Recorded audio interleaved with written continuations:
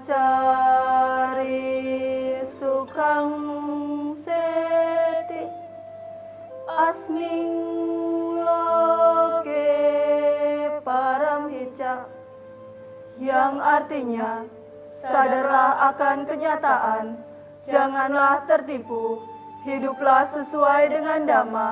Seseorang yang hidup sesuai dengan Dhamma akan hidup berbahagia dalam kehidupan ini dan kehidupan yang akan datang. Sadu, sadu, sadu. Namo tassa bhagavato arahato samma sambuddhassa. Namo tassa bhagavato arahato samma sambuddhassa. Namo tassa bhagavato arahato samma sambuddhassa. Pemirsa TVRI yang berbahagia, senang sekali kami kembali bisa menjumpai seluruh pemirsa di acara Mimbar Agama Buddha TVRI. Dan terimalah salam sejahtera dan bahagia dari kami, Sotihotu Namo Buddhaya. Pemirsa, dimanapun Anda berada, pastinya seluruh pemirsa pernah mendengar kata meditasi. Bahkan sebagian dari pemirsa tentu sudah pernah melakukan meditasi. Dan pada kesempatan ini kita akan membahas lebih jauh tentang meditasi dan apa manfaat dari meditasi itu sendiri bersama Yang Mulia Bante Cittajayo dan seorang praktisi meditasi Bapak Putu Dana. Bante, Namo Buddhaya. Pak Putu, Namo Buddhaya. Apa kabar? Baik, baik. Bante, pada hari ini kita akan membahas tentang meditasi. Bisa dijelaskan Bante, meditasi sendiri itu apa sih? Ya, perlu kita ketahui bahwa meditasi adalah salah satu teknik di mana kita dapat mengupayakan kesadaran kita untuk berkualitas atau meningkat. Meditasi kita lakukan dalam hal ini, khususnya agama Buddha, melakukan meditasi dalam periode yang cukup, yakni 1 jam ataupun 2 jam dalam sehari. Sebenarnya tujuan meditasi itu Tujuan 1 jam 2 jam itu Bante. Tujuan dalam hal meditasi dalam periode waktu 1 jam 2 jam adalah meningkatkan kesadaran kita atas segala fenomena yang muncul dan tenggelam di dalam kehidupan ini. Lalu selama meditasi itu kita ngapain Bante? Ya, selama meditasi itu kita menggunakan metode ataupun objek ataupun pengamatan yang kita lakukan secara terus-menerus, yakni kita mengamati keluar dan masuknya nafas itu sendiri. Itu objeknya Bante? Objeknya. Hanya satu atau? Objeknya itu ada banyak. Banyak sekali, tetapi yang untuk lebih mudah sebagai seorang pemula praktisi meditasi, kita akan lebih sering atau lebih nyaman menggunakan metode anapanasati atau mengamati proses keluar masuknya nafas. Bante tadi katakan untuk menguatkan kesadaran, bisa lebih detail Bante? Maksudnya bagaimana bisa sampai proses penguatan kesadaran?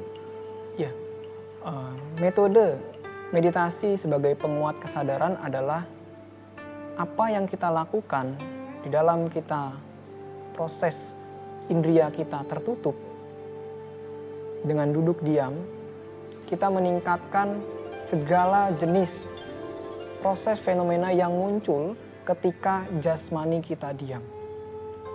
Nah, ketika kita menghadapi suatu permasalahan, jika kita sering melakukan meditasi, kita akan memiliki yang namanya benteng. Benteng dari apa yang kita lakukan secara real, apakah itu benar ataupun tidak untuk kita lakukan. Pak Putu Dana sudah berapa lama meditasi, boleh tahu Pak Putu? Sebenarnya secara pribadi saya sudah mengenal meditasi cukup lama. Tetapi mungkin kira-kira sekitar 5 tahun terakhir saya lebih sering berlatih daripada sebelumnya. Kalau dulu masih ya agak malas-malasan begitu. yang orang bilang sering bolong-bolong lah, Lah, gitu iya. ya, Pak Putu ya. Iya. Nah, dalam satu hari Pak Putu berapa jam? Tadi Bante katakan 1 sampai 2 jam. Saya berusaha meditasi setiap hari paling tidak 1 kali. Dan itu kurang lebih kurun waktunya dalam 1 kali duduk itu antara 45 menit sampai 1 jam. Nah, menurut Pak Putu lebih baik waktunya di pagi, siang, atau malam? Orang banyak sibuk ini agak sulit meditasi. Pak Putu sendiri bagaimana dengan kesibukan? Sebenarnya tidak ada yang dikatakan waktu yang baik untuk bermeditasi. Jadi Gitu ya. kapan saja kita bisa bermeditasi. Hanya saja secara umum orang itu melakukan latihan meditasi di pagi hari yang pertama ini. Di jam berapa? Jam berapa saja, biasanya kalau subuh kita Bebas. bangun lebih awal, suasana lingkungan kita masih tenang, kemudian kita sendiri juga baru bangun sudah segar, kan sudah sempat istirahat cukup panjang, jadi meditasinya akan lebih gampang dilakukan. Kalau Pak Putu sendiri sebagai praktisi biasa di jam berapa? Boleh tahu? Saya biasanya lebih banyak meditasi di malam hari. Malam, bukan Ya, pagi. bukan, karena ada kesibukan yang harus dikerjakan kalau pagi. Jadi kalau malam umumnya orang meditasi sebelum tidur. Baik, Pak Putu. Sebelum tidur itu membuat pikiran kita akan lebih tenang dan efeknya nanti Sebelum tidur berarti ya. tidurnya akan lebih nyenyak, lebih pulas lah istilahnya, tidak terganggu dengan mimpi, dengan ngigo ataupun yang lainnya. Bante, banyak orang meditasi itu ada faktor selain kesulitan juga faktor ketakutan. Takut kerasukan atau kemasukan, diganggu makhluk halus dan lain-lain. Menurut Bante bagaimana? Iya. Banyak orang yang mengatakan bahwa kalau meditasi salah satu gangguannya adalah kita kerasukan ataupun seperti ini. Orang yang kerasukan itu sebenarnya bukan meditasi. Orang yang kerasukan itu bukan dia melakukan praktisi meditasi, tetapi orang yang kerasukan adalah pikirannya tidak terkondisi fokus kepada satu objek. Kalau orang yang meditasi dan fokus pada satu objek, ia bukan merasa ketakutan, Seperti tetapi bagaimana? ia Tidak merasa fokus nyaman. seperti bagaimana Bante? Kalau fokus kepada satu objek, pikiran kita akan mengamati proses tersebut. Contoh, anapanasati. Anapanasati adalah bagaimana kita mengamati proses keluar dan masuknya nafas. Nafas masuk kita amati, nafas keluar kita amati. Karena sejatinya orang yang meditasi adalah orang yang menjadi CCTV. CCTV bagi setiap orang yang masuk ke dalam dan keluar dari rumah kita. Selama Pak Putu dalam kurun waktu 5 tahun yang boleh dikatakan sudah rajin sekali meditasi ini, manfaatnya apa sih Pak Putu yang dirasakan? Yang pertama di emosi. Emosi. Ya. Apakah dulu emosional? Ya, maksudnya sekarang kita lebih bisa mengendalikan emosi itu. Tidak mudah untuk marah, umpamanya tidak mudah. Apalagi yang marah berkepanjangan ya, yang menimbulkan rasa benci, rasa dendam seperti itu, ya kita bisa kendalikan. Kita masih punya emosi, tetapi paling tidak ada remnya lah. Itu jadi tidak loss seperti Ya, itu. tadi yang Bante katakan kesadaran itu ya. Ya. Baik, terima kasih Pak Putu dan Bante Cita Jayo. Pemirsa di rumah, kita akan break sebentar dan kita akan kembali lagi diskusi tentang meditasi. Pemirsa yang berbahagia, tetap bersama kami di saluran Pemersatu Bangsa, TVRI kami kembali.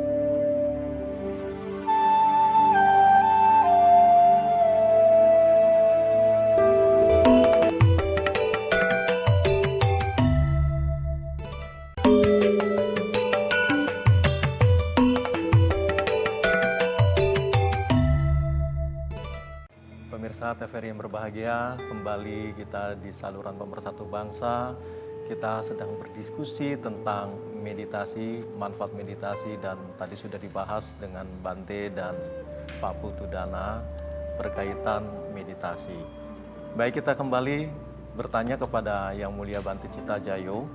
Bante, selama meditasi ini atau katakan sebelum meditasi, apakah ada syarat-syarat khusus? Misalnya, apakah perlu baca doa, jampi-jampi, mantra, parita, Seperti itu Bante. Ya, dalam suatu kegiatan meditasi kita tidak perlu yang namanya mantra, tidak perlu yang namanya sugesti. Yang penting adalah kita kesiapan, siap sedia. Permasalahan antara kita dalam prosesnya kita gagal, itu kita harus terus berjuang. Karena kita yang pertama bukan dari doa yang kita inginkan, tetapi kita menyiapkan, siapkan diri, lalu kita punya tekad. Tekad itulah yang menjadi satu kondisi paling kuat dalam hal meditasi. Tidak ada istilah itu persiapan seperti kita baca mantra atau semacamnya, tidak ada.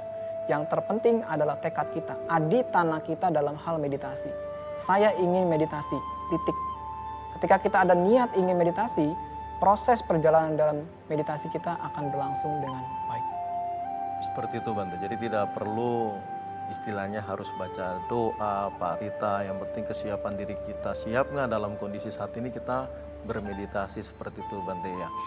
Kemudian Bante, tadi meningkatkan kesadaran. Kemudian apa hubungannya kesadaran lalu dengan kebahagiaan? Dan ada yang mengatakan juga meditasi itu bisa lebih sehat loh. Apa hubungannya, korelasinya Bante? Ya, jika ditanya apa hubungan korelasi antara kebahagiaan dan juga kesehatan. Secara tidak langsung ketika kita mengupayakan diri kita untuk bermeditasi, dalam hal ini secara otomatis kita juga meningkatkan kadar kualitas produktivitas jasmani kita. Kenapa? Karena setiap saat jasmani kita itu selalu dalam hal terjaga dalam hal ini adalah selalu berproses. Nah, ketika kita meditasi, kita perlahan mengistirahatkan kerja dari organ-organ kita sejenak. Sehingga adanya satu hal yang membuat diri kita itu nambah menjadi sehat dan juga merasa dalam hal ini adalah kebahagiaan. Kebahagiaan dalam hal kita meditasi adalah ketika kita memiliki kesadaran yang mampu mengontrol dari pikiran kita. Ketika pikiran itu baik, kita mampu merealisasi. Ketika pikiran itu buruk, kesadaran kita akan membentengi untuk tidak kita lakukan. Baik, mungkin Pak Putu mau nambahkan apa yang dijelaskan Bante dengan pengalaman selama ini, korelasi meditasi dengan kebahagiaan dan kesehatan. Karena banyak orang mengatakan yang sakit bisa sembuh karena meditasi. Ya, karena kalau di dunia barat mereka banyak melakukan penelitian efek dari meditasi, efek dari hal-hal yang ada di timur mereka teliti di barat. Banyak penelitian yang diungkapkan bahwa ketika orang bermeditasi pikirannya akan lebih tenang. Pikiran tenang ini akan mengkondisikan badannya, terutama di bagian otak, itu memproduksi zat-zat tertentu yang mempengaruhi badannya sehingga menjadi lebih sehat. Seperti memproduksi endorfin, dopamin, dan lain sebagainya. Dan itu akan mempengaruhi kondisi dari badannya. Kemudian kalau kita meditasi, kita lebih tenang, kita juga bisa menghadapi kehidupan kita. Tidak ada orang yang tidak punya masalah dalam kehidupan ini. Tetapi dengan meditasi, dia bisa menghadapi masalahnya lebih tenang. Jadi tidak tenggelam dengan masalahnya sendiri, tetapi dia bisa mengamati dan mungkin bisa menemukan jalan keluar yang terbaik untuk dirinya. Tapi dalam doa agama Buddha, Sabesata Bhavantu Sukhitata itu kan semoga semua makhluk berbahagia. Nah ini semoga saya berbahagia. Ya, biasa pertama kita harus memproduksi namanya energi cinta kasih. Ya, nanti tahap selanjutnya kita bisa mengirimkan cinta kasih itu, mengharapkan semua orang, semua makhluk, siapa saja kita bisa kirimkan namanya energi Jadi cinta terlebih kasih dahulu mengatakan kepada dalam diri kita sendiri, semoga saya berbahagia. Iya. diulang-ulang terus seperti itu. Iya. Itu objeknya cinta kasih. Itu Setelah objek. itu berkembang, maksudnya Pak Putu Iya, berkembang lebih baru luas. dikirimkan keluar diri kita. Kalau kita tidak mempunyai cinta kasih, terus apa yang kita kirimkan, apa yang Baik. kita berikan keluar diri kita. Baik.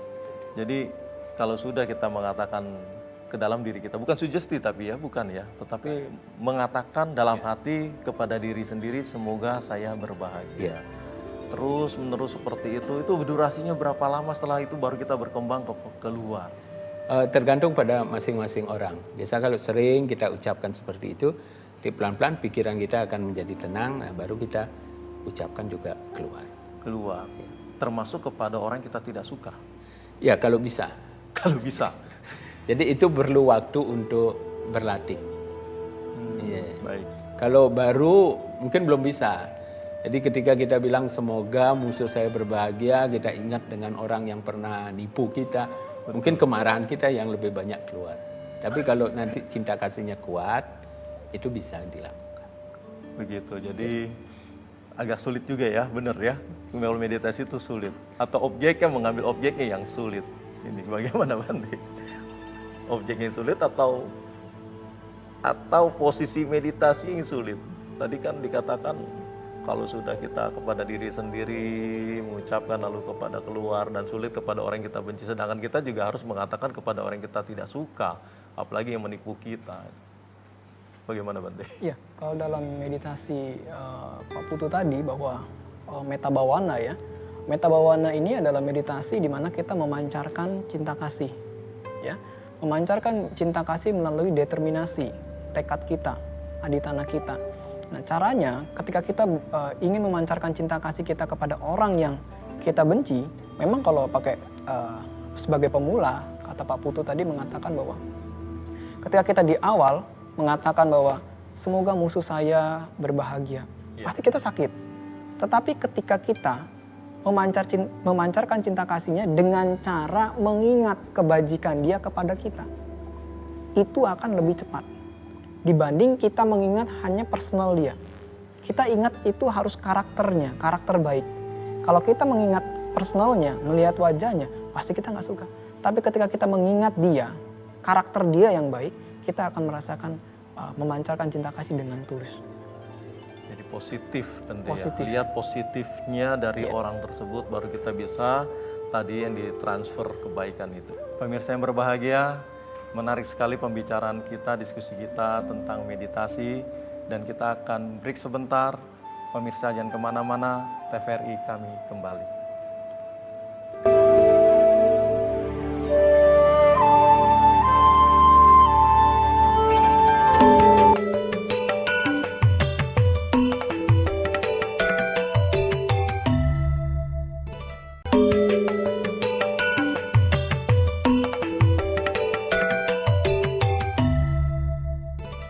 Pemirsa yang berbahagia, kembali kita diskusi tentang meditasi, apa itu meditasi dan manfaat dari meditasi itu sendiri bersama Yang Mulia Bante Citajayo dan Pak Putu Dana, seorang praktisi. Baik pemirsa, kita lanjutkan, masih menarik pembicaraan kita tentang meditasi. Bante tadi sudah jelaskan dan Pak Putu juga sudah jelaskan tentang manfaat dan meditasi itu sendiri. Jadi sebaiknya kalau meditasi itu tadi dikatakan pagi hari, tapi Pak Putu lebih senang dengan waktu malam hari karena kesibukan aktivitas sehari-hari baru bisa malam hari. Menurut Bante kalau malam hari ini dengan pagi hari gangguannya lebih banyak yang mana nih Bante? Iya, kalau ditanya gangguannya lebih banyak yang mana, sepertinya lebih banyak yang malam hari. Karena di malam hari